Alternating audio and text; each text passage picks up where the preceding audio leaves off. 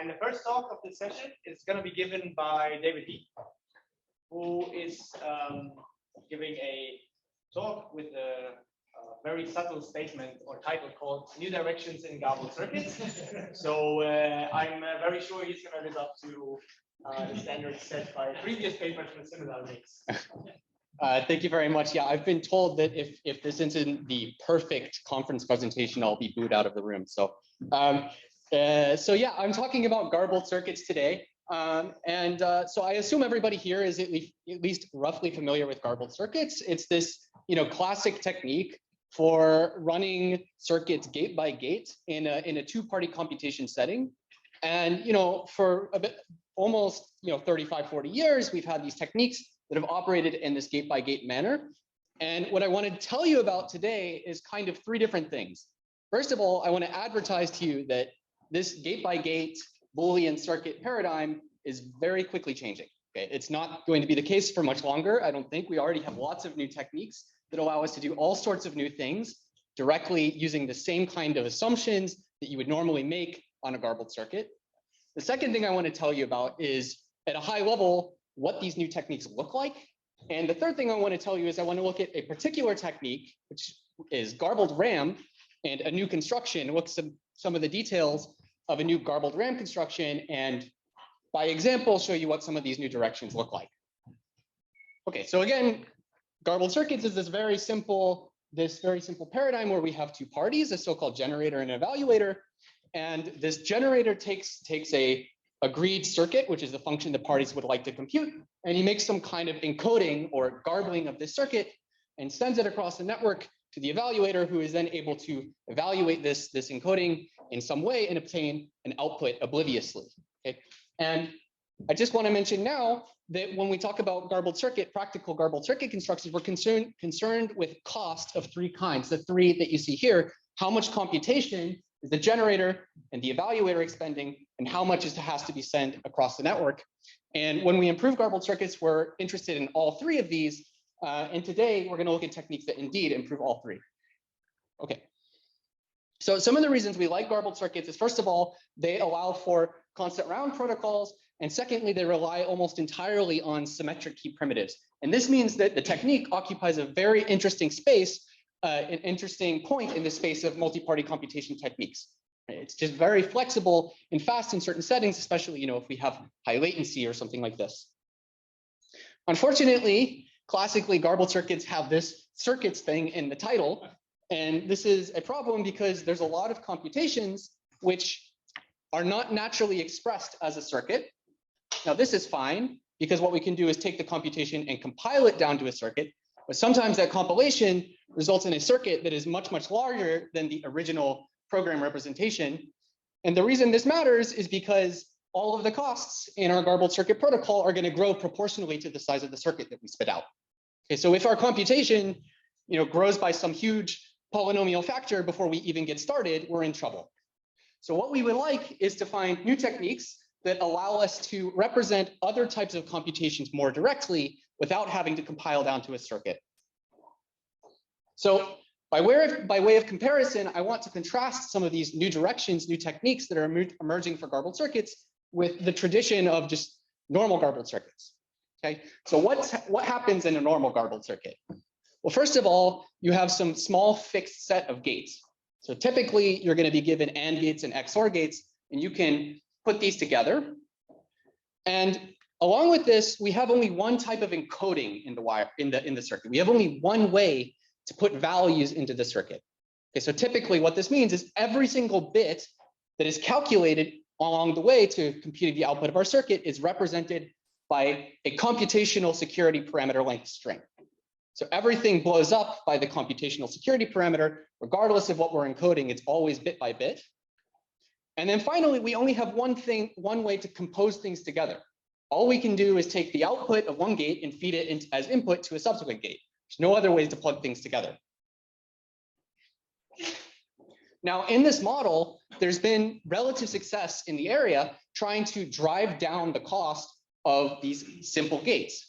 And today, we have some pretty exciting results that show for AND gates, you only need 1.5 ciphertexts for every AND gate, and XOR gates are free. So this is terrific, right? But there's a lot of evidence pointing to the fact that we'll never have something like sublinear AND gates given the same symmetric key assumptions. We just don't have any idea how that might look. And even if we did, it's not necessarily perfect, because here what this is showing is the amount of communication that is needed for each gate. But still, even if we could get 0 communication per AND gate, which would be amazing, we would still have to pay the computation cost associated with the circuit. Okay, so just inherently, it would be nice to be able to represent functions in a different way. So what I would like to suggest is that there are different things that we can compute. And what I'd like to think about is what kinds of things might we like to compute directly? What would we like to compute without having to boil it down to a circuit? So this is a question that has motivated myself and others for the past few years. And one way to try to figure out what things we might like to compute is to consider the following use case. Suppose we would like our two parties not to express their computation as a Boolean circuit, but rather as some kind of high-level program written in a high-level programming language. Okay, so this is interesting for 2 reasons. First of all, because if we had such a tool, this would be amazing for allowing end users who know nothing about MPC to actually use this technology, because they could write ordinary programs and then just run it on encrypted data the same way they would run it on unencrypted, and everything would just work. So this would be quite amazing from that perspective, but also because it allows us to express certain kind of computations in a way that is more compact than if you boil it down to a circuit. So I'm going to argue that there are at least 3 things that you would like to have if you want to run, real world programs directly with a garbled circuit. So real world programs are not straight line lists of AND gates and XOR gates. That's just not what they look like. Instead, they have all kinds of complicated control flow, like loops and if statements and switch statements. So it would be nice if in the garbled circuit, we had some kind of way of capturing this control flow more directly.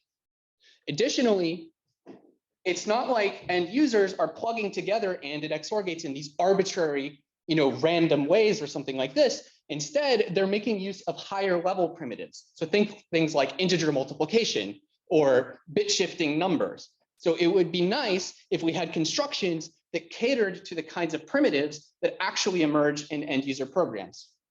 And finally, and the thing that I'm going to focus on today, is that end user programs make use of data structures and arrays, in general, random access memory. Now, the reason this is important is because in order to fully capture what's going on in an end user program, if you really want to do this, what you essentially need to do is emulate inside the garbled circuit some kind of CPU. Okay? The idea is this CPU is going to run inside the garbled circuit on top of the cryptography, and then the end user program is going to be emulated by this CPU that's running entirely on top of the garbled circuit. Now, I should mention, of course, that we know from computer science theory that there are reductions from RAM machines to Boolean circuits. You can do this. The problem is that it's very, very expensive to do it. There's a significant polynomial blowup that you get when you take a RAM machine program, something like a CPU, and you try to translate it into Boolean circuits. So if we want to keep things efficient, we're going to have to do something else. So on this slide, what I'm showing is some of the new works that I'm referring to as these new directions in garbled circuits. We suddenly have, in the past 5 to 10 years, a whole set of new techniques that allow us to capture some of these end user capabilities directly in the garbled circuit. And in particular, we have operations that do things like allow us to plug circuits together in a conditional way. So for instance, if you have a program that has a switch statement in it from the end user program, there are garbled circuit techniques called stacked garbling that allows you to evaluate that switch statement while paying for only one of the branches in your program, as opposed to paying for all of the branches in your program, as would normally be done using Boolean circuits. So additionally, we have new techniques that allow us to actually evaluate certain vector operations directly in the garbled circuit, the so-called one-hot garbling that we came up with, that allows you to take small numbers, small bit vectors, and compute interesting operations over those directly. And this can help you to accelerate things like integer multiplication in the garbled circuit.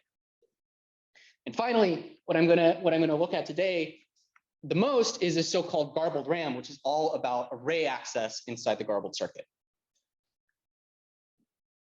So again, yeah, this was about how has garbled circuit changed. And one question I want to ask, kind of a meta question here, is, well, how can we improve it further? Okay, and so to investigate that question, what I want to look for is patterns, at least high-level ideas that are common to these new capabilities of the garbled circuits. Now, these are just high-level ideas, but nevertheless, I think it's nice to look at them. But the idea is that each of these new techniques is introducing some combination of the following. Okay, they're going to introduce some kind of new gate, so like these vector gates I was talking about, or new encodings. So as opposed to what I said at the beginning, where you just encode every bit one at a time, we have all sorts of new techniques that are encoding things in new ways. And finally, new ways to plug things together. And in fact, this plugging of things together, I think, is perhaps the most important thing to focus on. It's what I'm going to spend the most time on.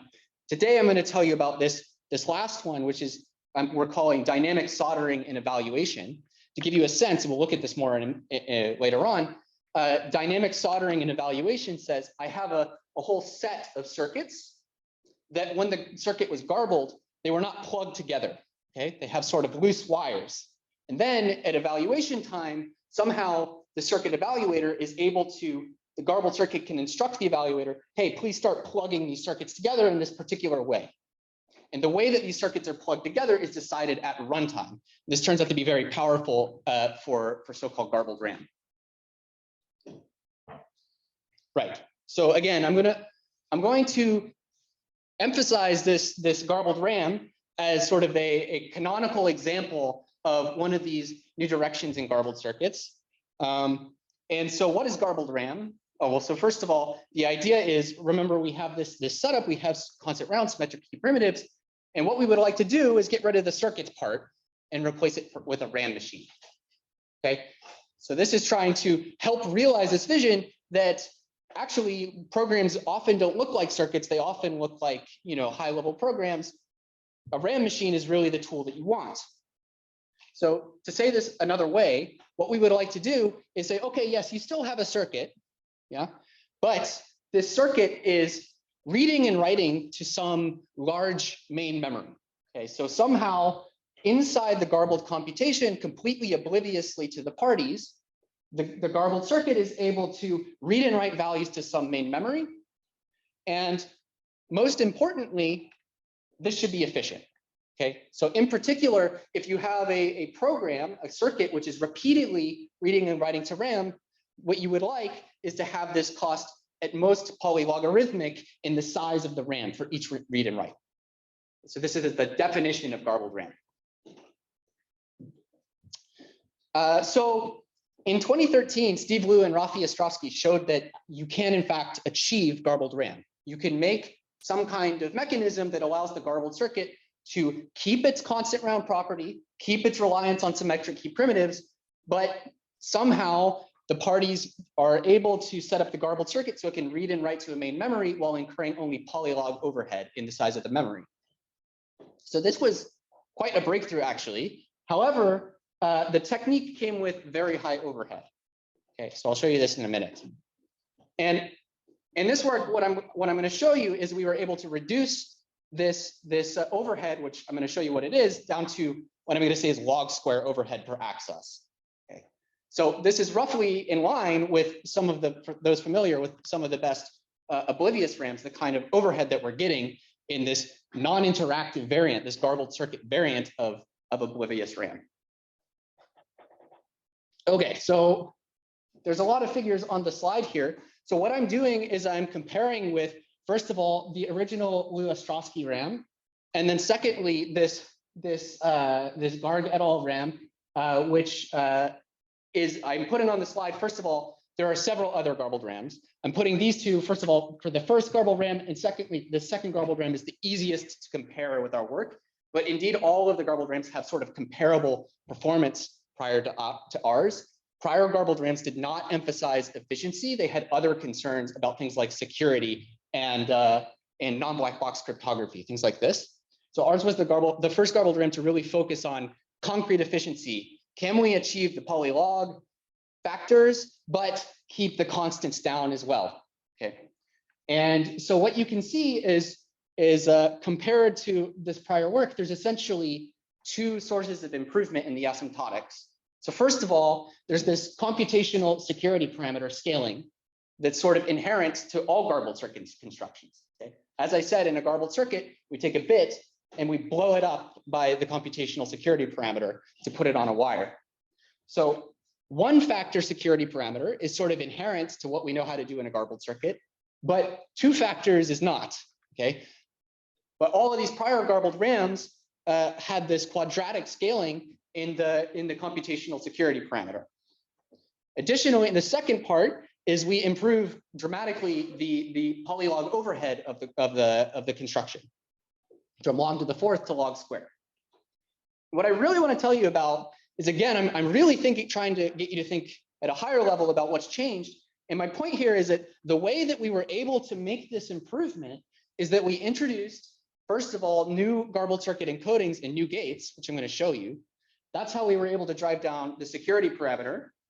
And secondly, we came up with new ways to compose together circuits. And that's the way that we were able to go from log to the fourth to log squared. Okay.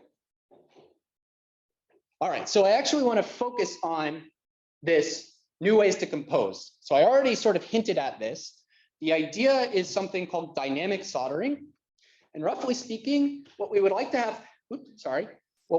have happen is that at the time the garbled circuit is constructed, we have some circuits, so C0, C1, C2, say. And at runtime, we would like the garbled circuit to decide, hey, this wire here should really be connected to C1, okay?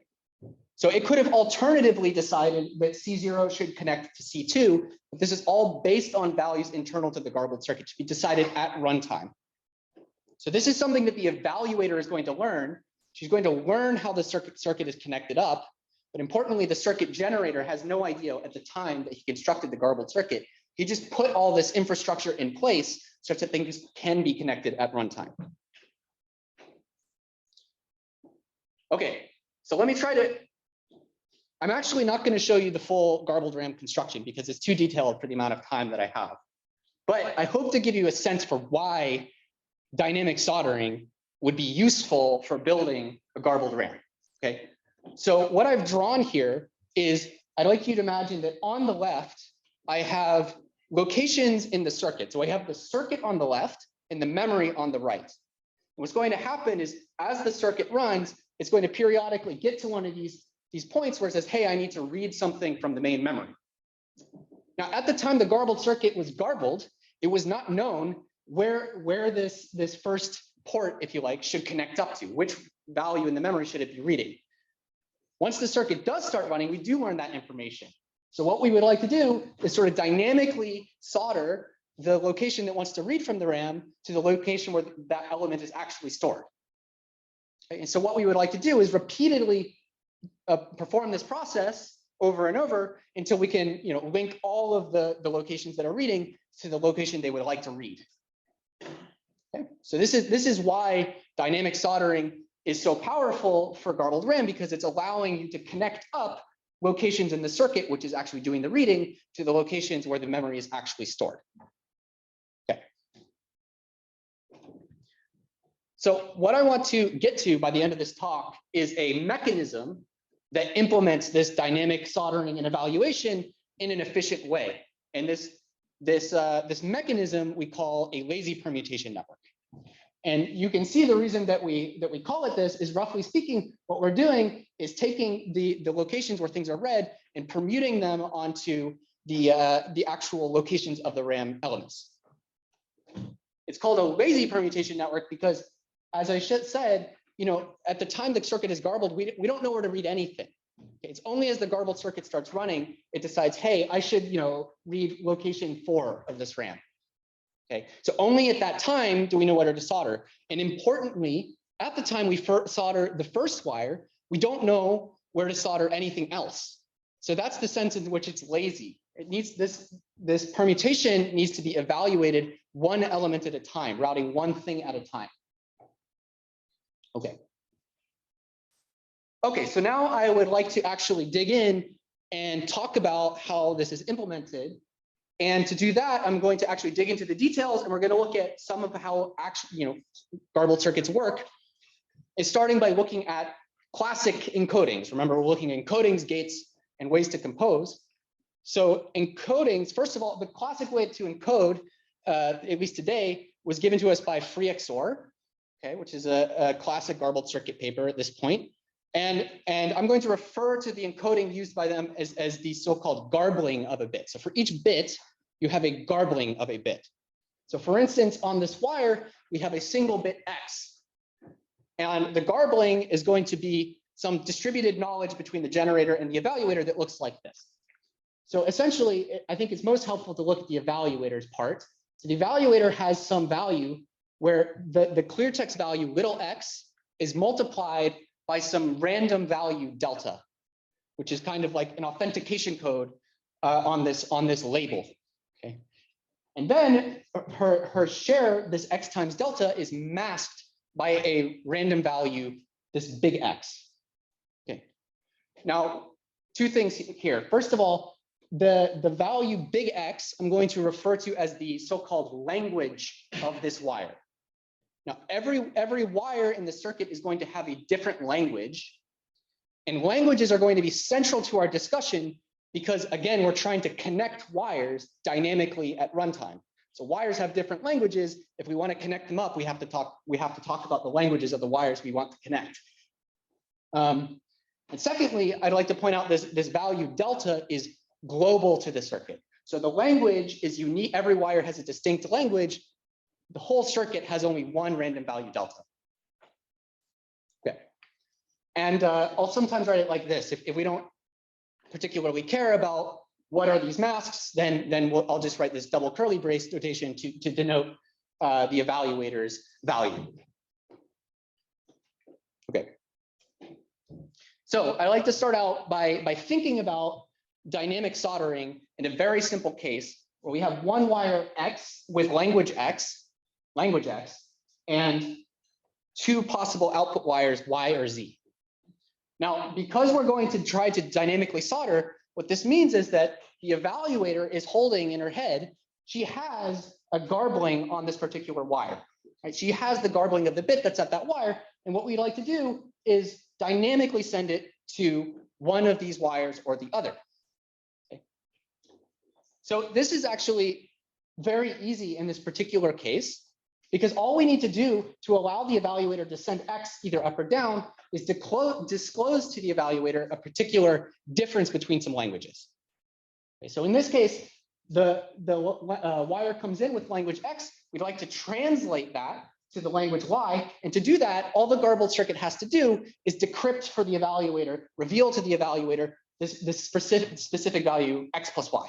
Right? Because once she has this, she just adds it to her value and she's able to send. Now she has a garbling that's in the correct language and she can put it on that wire. Okay, and similarly for the red wire, right? We just disclose to the evaluator a difference between languages. So it's actually very easy to build a mechanism that solves this problem based on, so let's say that which wire should receive the bit is decided by some other bit in the circuit. So there's an indicator bit, S, that's saying, should the wire go to the blue location or the red location? Okay.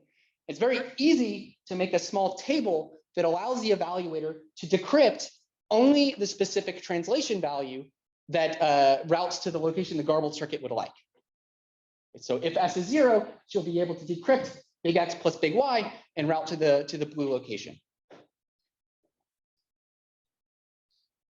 Now, very importantly here, I want to point out that whichever way she ends up routing, so for instance, if she connects to the blue location, the red location goes unused. Okay, so she never learns this translation value. And what that means, very importantly, is she's going to be able to use that location later on. So if later on another wire would like to conditionally connect to one of two different locations, it can no longer connect to the blue location that's been used, but it still can be routed to the red location. Okay. And that's going to be very important for amortizing cost in kind of garbled data structures, as we'll see. Okay, so this mechanism I've shown you is good for simple translations. What I mean by simple translations is we're taking some wire and we're dynamically connecting it to one of only a constant number of locations. Okay, so here our table size is constant, but you could imagine that as I add more locations, which I might want to connect my wire to, the size of this gadget is going to grow linearly in the number of locations. So in general, that's not good. And so specifically for this lazy permutation problem, where remember we have something linear in the size of the memory that we're connecting to something else linear in the size of the memory, this isn't going to do. It's just too expensive. Okay, so this simple mechanism will not do. We'll need something more powerful. And I'm just going to claim that the way that we're going to build that more powerful thing is we're going to take these languages, the language X, language Y, language Z, and we're going to compute functions over them. So we'd like to compute functions of them, and that's going to help us to solve this problem where we're trying to connect more than a constant number of things. Well, how would we compute functions over these languages? So remember, the language is this mask, right? This length security parameter mask on a particular value in the garbled circuit, right? How would we compute functions of it? Well, the idea that came from the original garbled RAM was simply to say, okay, well, we can compute anything we want. We have garbled circuits. So all we have to do is take the garbled circuit languages and put them in the garbled circuit, and then we can compute functions of them. So in particular, suppose we have two wires, and the two wires have languages X and Y. Okay, so these wires have languages X and Y, and now I want to talk about those languages in the circuit. So I want to talk about the language X and the language Y and put them in the garbled circuit. Okay, so now I can compute functions. Like, for example, it might be useful, and in fact, it will be useful to take two different languages and conditionally swap their location. So for instance, I could, this little gadget will either output an encoding of the language X and an encoding of the language Y, or vice versa, depending on what the bit S is. Okay. And the way that we do this is by using AND gates, right? We're computing some function. We have AND gates and XOR gates available to us. So we can make an AND gate. And yeah, this is great, except for when we think about what's actually happening here, X is not a bit. Remember, it's a language. It's got length security parameter. So what's actually happening here is that we're really scaling a length security parameter vector X by the bit S. It's not one AND gate. It's a security parameter number of AND gates. So this is a serious problem. This is sort of one of the core problems that was inherent to all prior garbled RAMs. And you can see right away, well, remember from that table of all the garbled circuit improvements I showed you, we only know how to do AND gates with factor security parameter bits of communication. So here we're getting quadratic scaling in the security parameter. So this is when I showed you the cost of prior garbled RAMs and said they're scaling quadratically in the security parameter, this is exactly why. It's this kind of thing. So this is not what we want. So what I'm going to show you next is how we can make new encodings and new gates to solve this exact problem of swapping two languages, but without quadratic scaling. Okay, so to do that, let's talk about what are the new encodings. Well, in some sense, this first new encoding is not new. It's but it is new in the sense of how it's being used in the garbled circuit. So I'm going to refer to it as a sharing, and it's essentially just a simple, straightforward XOR secret share. So in particular, by contrast, I have garblings at the bottom, and at the top, I'm showing, okay, well, if we have some value, some vector that we'd like to represent in the circuit, some vector of length security parameter, then all we're going to do is use a one-time pad to encrypt that vector. Okay, so, and I'm using the same notation I used for languages because this is what we're going to use them for. We're going to make shares of languages. Okay. So again, instead of having this blow up, the important point is that there is no factor security parameter blow up here. If I want to represent a vector of length security parameter, I do it with an encoding of length security parameter. Okay, and I'll write this with brackets. The second encoding I'm going to introduce, this one is very, very simple. So this is just saying, okay, we have the exact same definition of garblings as before. There's some kind of masked authenticated value. But now I'm just saying, if I put this superscript E on the value inside the garbling, then what I mean is that the evaluator knows the value on this wire. Okay, it's still garbled, right? It's still sort of authenticated. The evaluator is not able to flip the bit on this wire, but she knows what it is.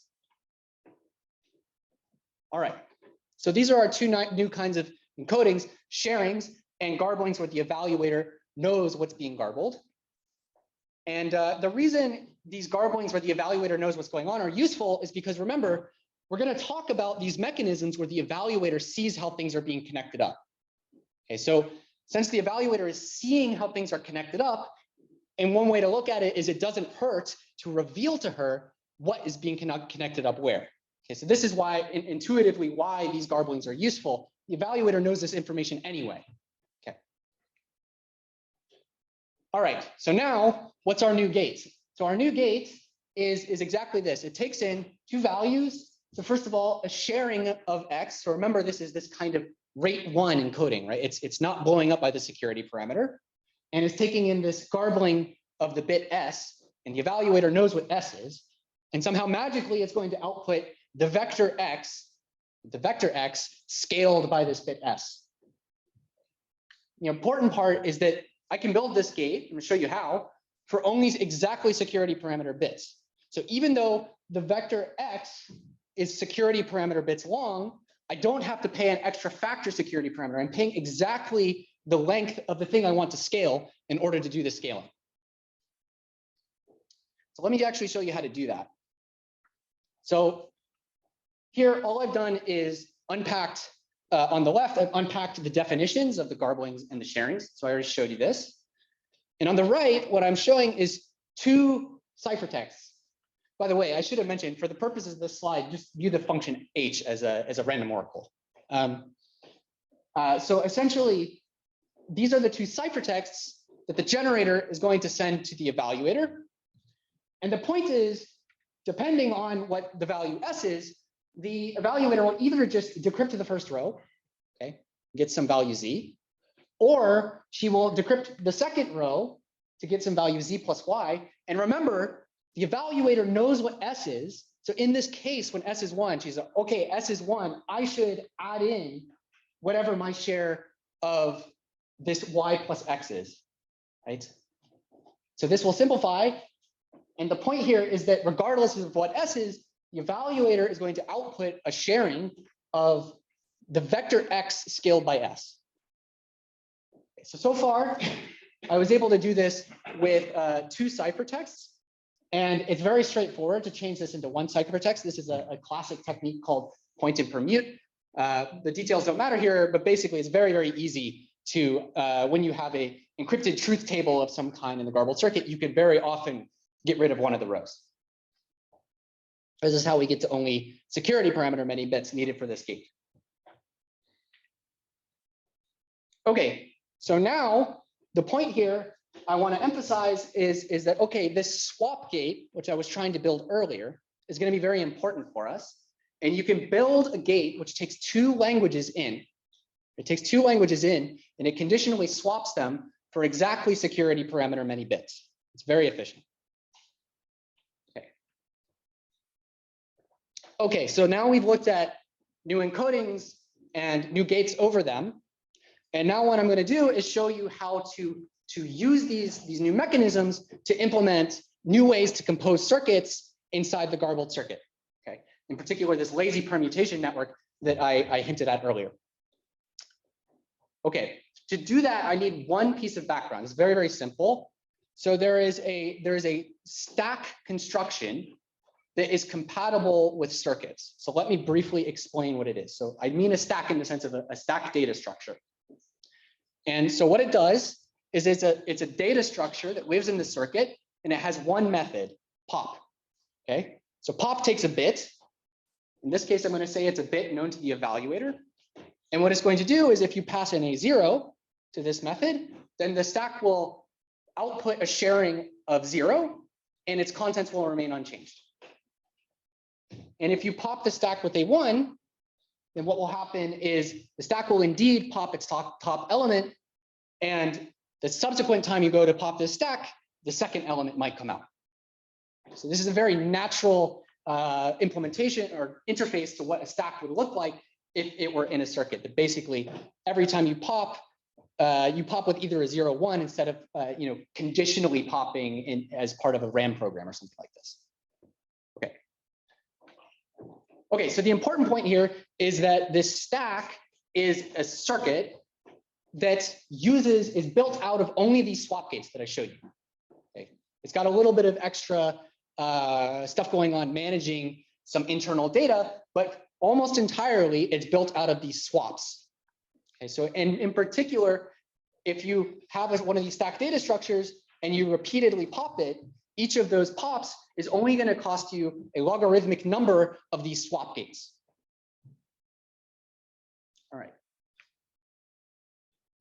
All right, so now this lazy permutation network, we have everything we need. So let's build this thing. So again, what we're doing is we're dynamically routing elements on the left or reading elements on the right to wires on the left, and connecting places in the circuit to places in the RAM.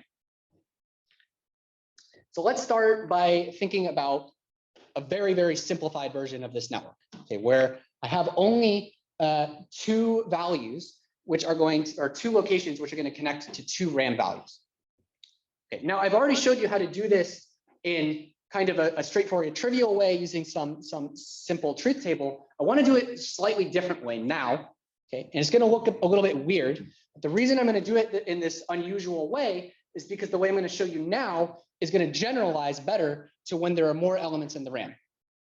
Okay, so the idea is we have these two wires on the left, and I've written their languages out, x0 and x1, and on the right, I've written out the languages y0 and y1. Now, what I'm going to do is I'm going to build a circuit. This circuit is going to be my mechanism for reading these two wires, and what it has in it are two of these stacks. Two stacks. One stack is storing inside of it the language of the top wire, and one is storing the language of the bottom wire. And remember, the reason I'm able to do this efficiently is because I'm building this thing out of these swap gates. Now, again, it's weird to build a stack with only one item in it, but again, just hold on for a second, it will make more sense. So now, when a request comes in, so the first wire says, hey, I would like to read something from this RAM, what we will do is conditionally pop both of these stacks based on part of the index that we're trying to look up. So the garbled circuit says, hey, please go look up wire number 1. So what you should do is not pop the first stack and pop the second one. Okay. So what's happened here is now the evaluator has hold of an encoding of the language for the wire that she wants to connect to. Okay. So the point is, from here, it turns out it's just a simple matter of linear arithmetic to reveal this language translation value. Remember, what we want to reveal to the evaluator is a difference between the wire on the left, x0, and the wire on the right, y1. And the reason we can do this is because this is a simple XOR secret share, this y1. So we can just add x0 in and then reveal that value to the evaluator. And that is exactly what is needed for her to connect this wire up. Just some simple linear arithmetic at this point. Okay. The second time the second wire comes in and would like to read element 0, it still can, right? Because what we'll do is this time we'll pop the first stack, but not the second. And now we have an encoding of the language for the top wire. And this is going to allow us to connect to that wire. Okay. So now you might wonder how this is going to generalize to more than two wires. And first of all, a first attempt will be to do something like this. I'll make a gadget, just one gadget, which has one stack per wire and storing the language of that wire. This is not going to work in terms of efficiency.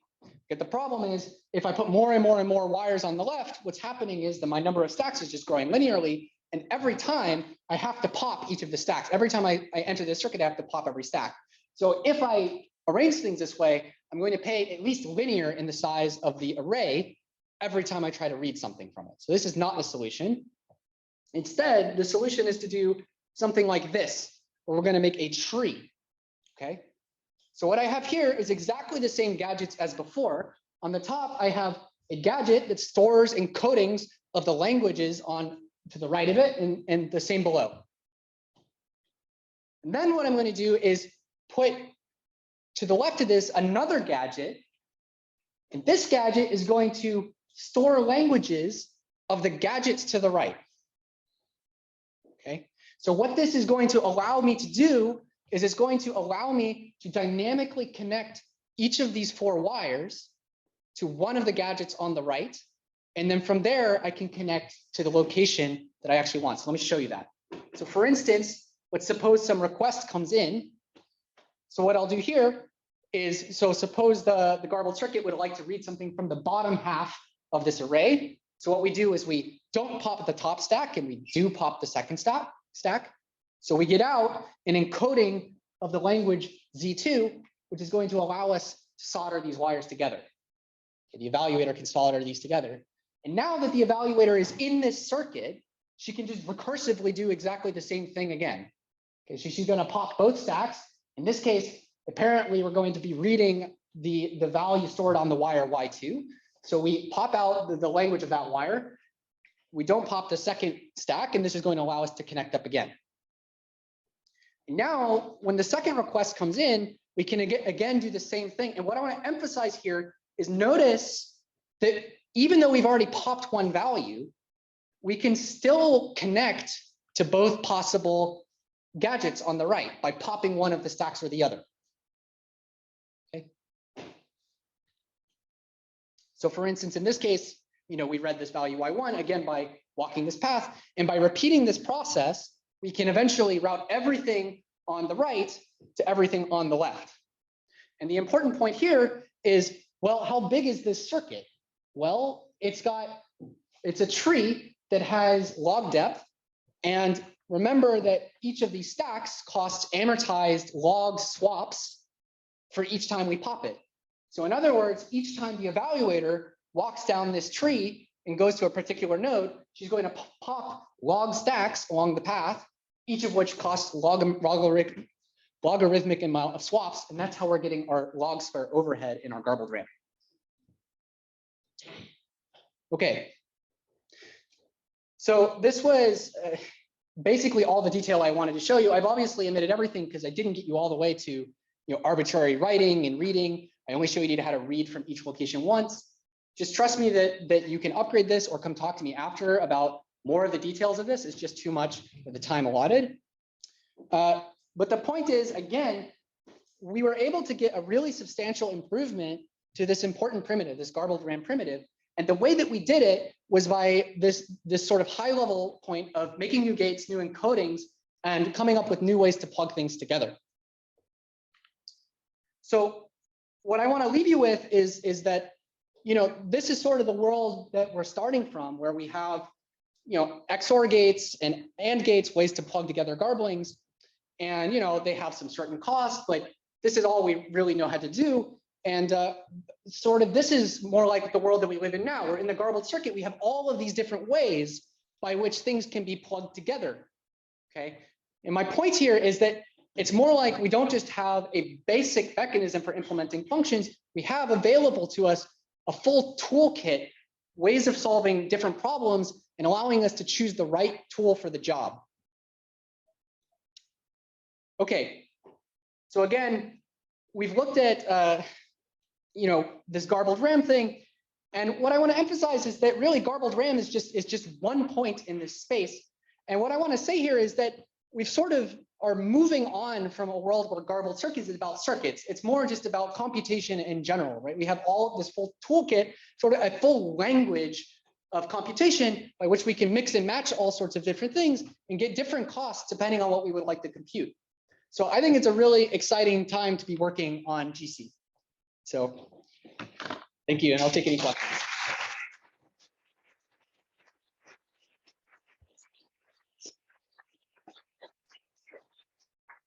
Thanks for the fantastic talk. Are there questions? I'm sure there are many. Thomas. Thanks for the great talk, like super crystal clear slides. I have two questions. One is, you mentioned H is a random oracle currently for the security group. It seems you have correlations all over the place. Do you have an idea of getting more standardish, circular true correlation, assumptions? Yeah, so the question was about the fact that I said that H is a random oracle. So in fact, in the actual constructions, it's not a random oracle. That was for simplicity of the presentation. We actually assume something called a circular secure correlation robust hash function. And the definition is a bit strange. So that's why I just said random oracle. So we do know a simpler definition. We don't yet have techniques that allow us to build garbled RAM without the correlations, though. We don't know how to do that without re-invoking the factor security parameter blowup. Yeah. My second question, like this impressive table of all different primitives, shouts like compiler support for it. You don't want to glue these things together by hand or find the best primitives. Did you think about compilation already? So the question was about, okay, we have all these new things. It's screaming that, okay, now the next thing to do is build compilers that intelligently selects what to do. So the user doesn't have to do it him or herself. Indeed, yeah. It's something we're looking at. Yeah. We have time for 1, 2 more questions. Okay, yeah. So doesn't it looks like you reveal computation paths. That doesn't reveal information about the inputs? So that's a great question. The question was, okay, I showed you all this stuff. We're revealing all sorts of things to the evaluator. Isn't that a problem? The answer is no. And the reason is because what I have really shown you is sort of the internal mechanism. And roughly speaking, what we do is we later on hide the access pattern. So if you're familiar with oblivious RAM, essentially we plug together some of the techniques I've shown here with things from oblivious RAM. And the challenge there is to do things efficiently. But again, I don't have time to talk about that. So somehow you don't get an extra log factor from low RAM? So the question was, okay, you're using this thing that has log square overhead, and then you're going to layer ORAM on top. Isn't that an extra factor log? The answer is no. And the reason is that we build a custom ORAM that I'm not even sure to call it an ORAM. We can talk about it, but essentially this mechanism is only needed for times when the generator and evaluator don't statically agree on what should be read from the RAM. And it's possible to set things up in an ORAM so that that happens only a constant number of times on each access. So that's how we're able to avoid the logarithmic overhead. There's still log overhead, but it's additive. So yeah. Cool. More? Otherwise, let's thank the speaker again for the presentation.